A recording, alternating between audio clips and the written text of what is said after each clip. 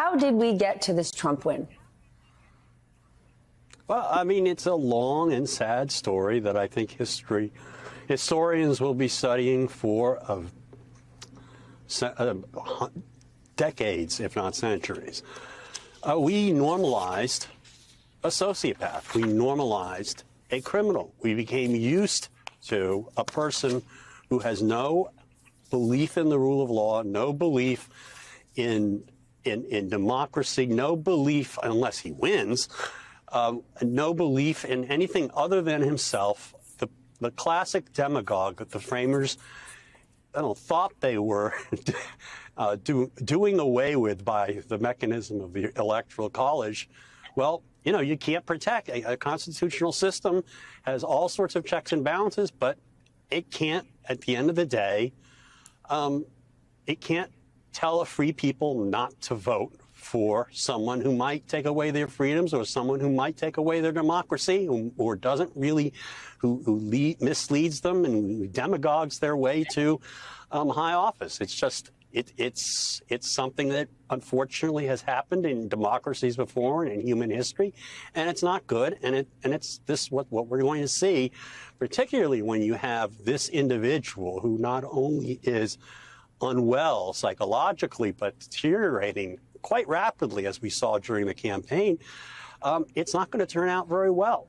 And maybe there are voters who have convinced themselves that the price of eggs is, somehow something that Trump will actually be able to fix and restore back to what it was 5 years ago.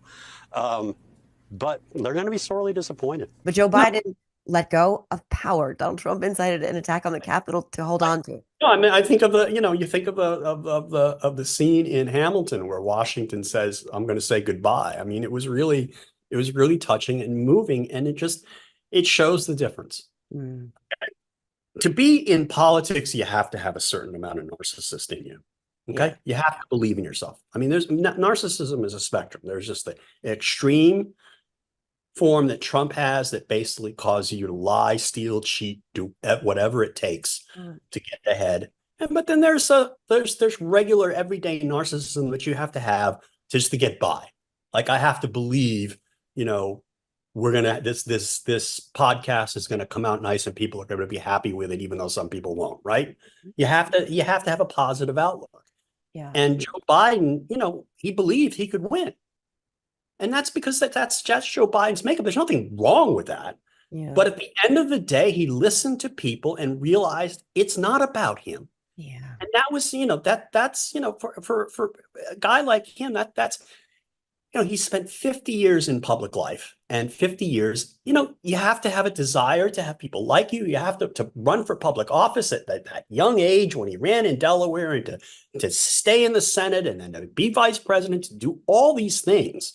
There's just so much exhausting to think about. You have to be a bit, you have to have that personality that wants to take everything on. But at the same time, you want somebody who understands at the end of the day, it's not about them. And that's what we want in a public servant. And that's why, what Joe Biden did was so touching and moving and inspiring that, despite he really did believe.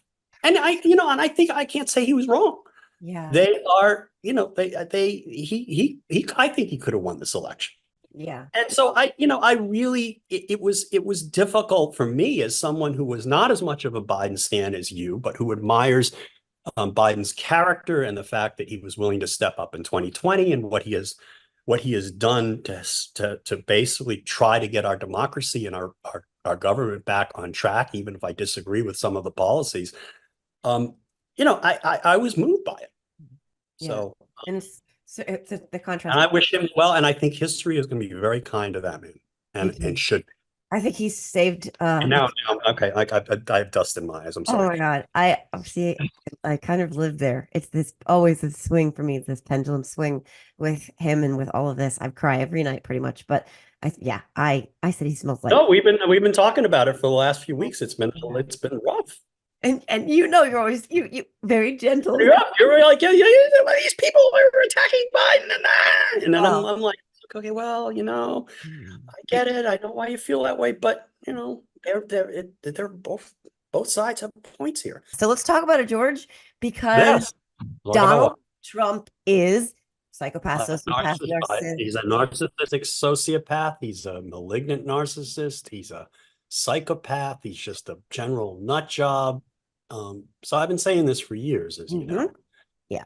And I finally got sick of the media basically ignoring it. I mean, that's how we ended up with weeks and weeks talking about Joe Biden and whether or not he's a little, he's slower than he was, and he slurs words, or he mistakes people for other people, as we all do. I mean, obviously he's getting old, and Trump does it too, but somehow he skates because we're used to that. We're used to him. And not only that, it's like, if you look at, there is some cognitive decline that occurs, obviously, after you reach age 10.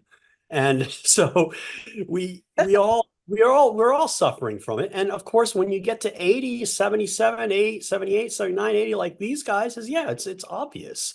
And you can see it in Trump too, but we don't talk about Trump because we're used to Trump being just a complete lunatic and an idiot and a buffoon, talking about Revolutionary War airports 5 years ago and Clorox 3 years ago or 4 years ago. I mean, we're just used to that. And then all of a sudden, Joe Biden, people focus on Joe Biden. He has a bad night at the debate. I'm not saying that it wasn't correct for people to focus on his mental acuity and his ability to serve 4 more years. It's an absolutely legitimate concern for a president of the United States.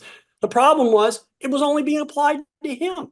Right. And if you actually look at the two individuals and what they're starting with, not just base of knowledge, but just basically mental soundness, then there's no question that you'd vote. I'd vote for Joe Biden with his head in a formaldehyde jar before I'd vote before Donald Trump.